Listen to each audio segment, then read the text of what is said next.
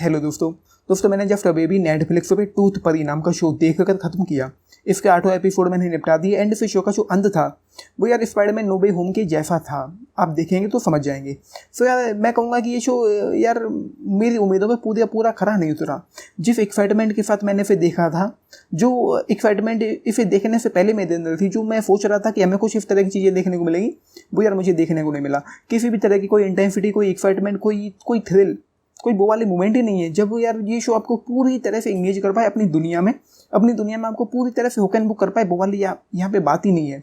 किसी भी तरह का कोई थ्रिल ही नहीं है, कोई टेंशन ही नहीं है, वो वाली बात ही नहीं है, वो वाली मोमेंट ही नहीं है, स्कैरी मोमेंट ही नहीं है।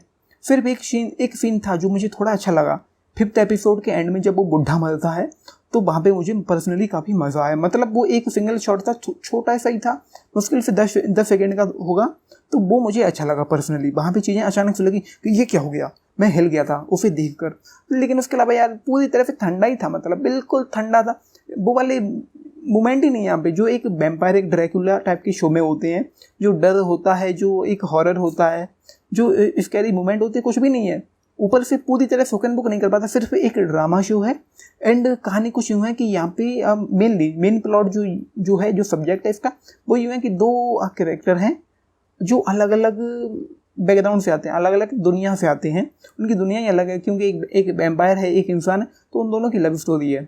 दोनों करीब आते हैं किसी वजह से, एंड उसके बाद उन दोनों में प्यार मोहब्बत हो जाता है। सो ये कहानी है। एंड यहाँ पे कलकत्ता में ये शो सेट है।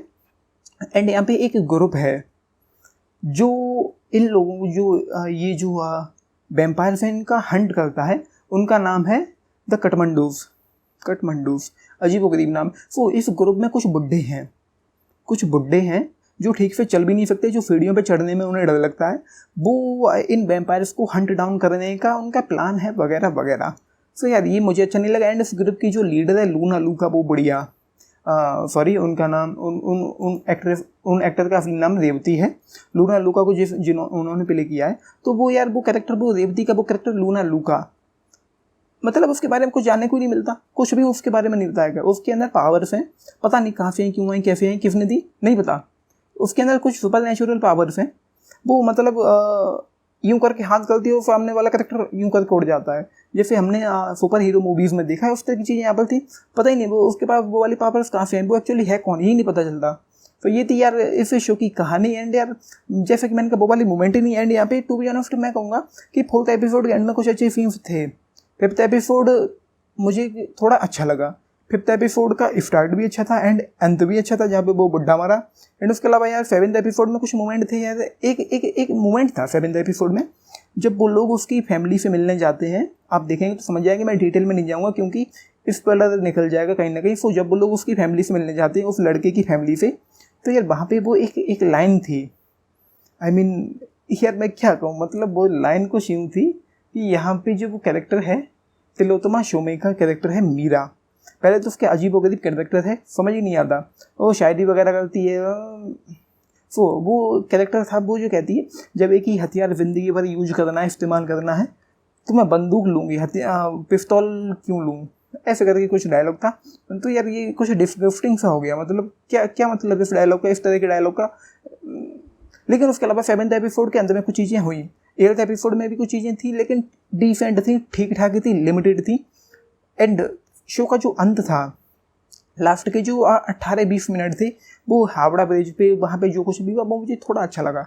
सो क्लाइमैक्स वॉज डिसेंट यार, मतलब ठीक ही था, पूरे शो के कंपैरिजन में तो ठीक ही था। सो यार ये सारी चीज़ें यहाँ पर थी। एंड यार लेकिन कैरेक्टर्स में यार वो वाली बात नहीं है, डेप्थ नहीं है कैरेक्टर्स में। मैं किसी भी कैरेक्टर में, मतलब इन दोनों लीड कैरेक्टर को छोड़कर किसी में भी पूरी तरह से इन्वेस्ट ही नहीं हो पाया। डॉक्टर रॉय और वो रूमी, इन 2 कैरेक्टरों को छोड़कर मैं किसी में भी पूरी तरह से इन्वेस्ट ही नहीं हो पाया। किसी के साथ कुछ अच्छा बुरा हो, कोई फ़र्क ही नहीं पड़ता। यहाँ पे एक कैरेक्टर है, ऑरा है, एडी है, समझ ही नहीं आता इन लोगों का क्या चक्कर है, क्या मसला है, कुछ डेप्थ ही नहीं है इस शो की दुनिया में। इस शो की दुनिया को एक्सप्लोर ही नहीं किया उन्होंने, कोई फेल ही नहीं आता, कोई डेप्थ ही नहीं है, और ना ही कैरेक्टर में डेप्थ है। ऊपर से एक चीज़ पता नहीं, मुझे समझ ही नहीं है कि क्या हो रहा है। कैमरा शेक करता है यूं करके, ऐसा लगता है कि ये शो, इस शो की जो दुनिया है वो यूं करके हिलती है, कुछ सेकंड्स के लिए वो स्थिर हो जाता है, पता ही नहीं कि क्या है, क्यों है। तो ये था यार, टू बी ऑनेस्ट मुझे पसंद नहीं आया। जिस एक्साइटमेंट के साथ मैंने इसे देखा था वो वाली चीज़ मुझे यहाँ पे देखने को नहीं मिली। वो वाली इंटेंसिटी नहीं है, एक्साइटमेंट नहीं है, कोई सस्पेंस नहीं है, कोई थ्रिल नहीं है, कोई ट्विस्ट एंड टर्न नहीं है, कुछ भी शॉकिंग सरप्राइजिंग जैसा नहीं है। सिर्फ एक सरप्राइजिंग मोमेंट था जब मैं थोड़ा हिल गया था, जब वो बुढ़ा मरा था तब।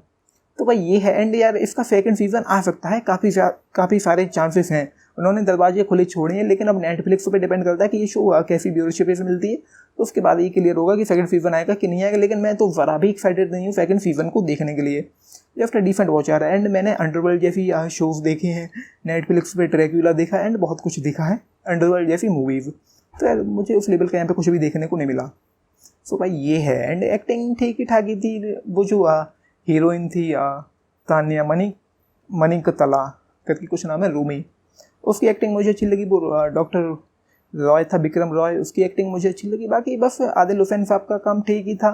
तिलोत्तमा शो में उन्होंने अपना अच्छा किया, लेकिन सिकंदर खेर का भी काम काफ़ी अच्छा था। सो भाई ये है। एंड या जस्ट यार 2.5 स्टार मैं कहूँगा कि एक बस एवरेज शो है, जिसमें कुछ भी उतना खास उतना अच्छा नहीं है। एंड मैं नहीं कहूँगा कि आप इसे देखो। एंड अगर आपने अंडरवर्ल्ड मूवी देखी है तो भाई आपको कुछ भी देखने को नहीं मिलेगा, यहाँ पे कुछ भी अच्छा आपको देखने को नहीं मिलेगा। सो कहने को ये कुछ नया है इंडिया में ऐसा कुछ हमने देखा नहीं, लेकिन मुझे मज़ा नहीं आया, बिल्कुल भी एक्सप्लोर नहीं किया गया, डेवलप नहीं किया गया। एंड अधपका सा फील होता है, कहानी में वो वाली बात ही नहीं, वो वाला मज़ा ही नहीं है, वो राइटिंग में वो वाली दम नहीं है, ट्रीटमेंट नहीं है, मसाला नहीं है कुछ। तो भाई ये है। एंड मैं कहूँगा कि स्किप करो, टाइम पास करना है तो टीवी पे लगाओ एंड देखते रहो।